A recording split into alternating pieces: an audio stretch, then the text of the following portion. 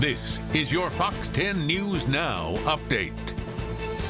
I'm Lenny Slagan with your Fox 10 News Now update. A man accused of murder in Mobile out on bond for a different murder case in Anniston. Quentin Jermaine King charged with the murder of Vincent Wilson.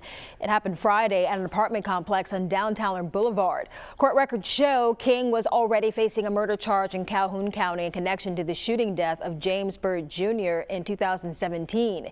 He was free on a $500,000 bond in that case. A judge in Calhoun County has revoked it in light of this new arrest in Mobile. Well, take a look at this scene. A crash today. Mobile police say it actually happened after two guys stole cases of beer from a convenience store. Now, what you see there is the clerk trying to stop the getaway car from taking off, crashing and hitting a car that flipped upside down in a pickup truck.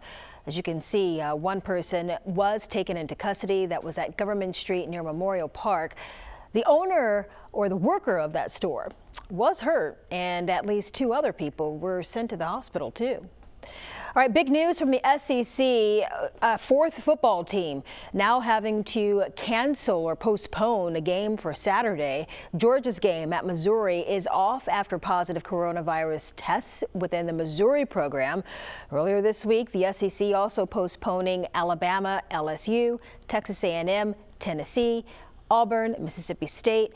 Now, Auburn's head coach, Gus Malzahn, announcing today that 10 players tested positive for COVID-19. No word on when the games are going to be played, but according to reports, all 14 SEC athletic directors are looking at December 19th as a potential makeup date.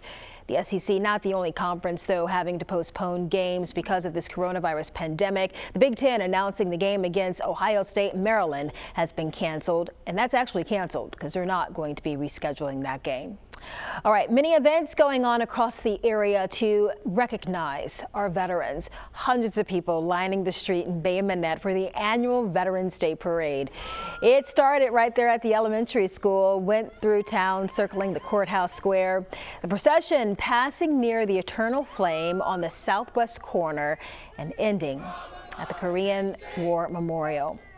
The Grand Marshals of the parade, 10 surviving members of the B Battery 711th Gun Battalion. 70 years ago, 138 of them got on a train headed for war. Only one, Bruce Beveridge, didn't make it back. All ages turning out for that event, and you can bet the men and women of our country serving were definitely appreciative.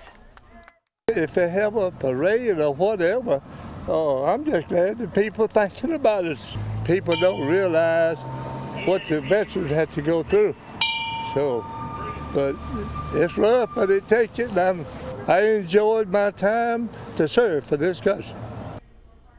That was John Salter from Bay Minette. He served in the Navy for the Marines. You're going to hear more from him and others who were at that ceremony during our Fox News at 5 newscast.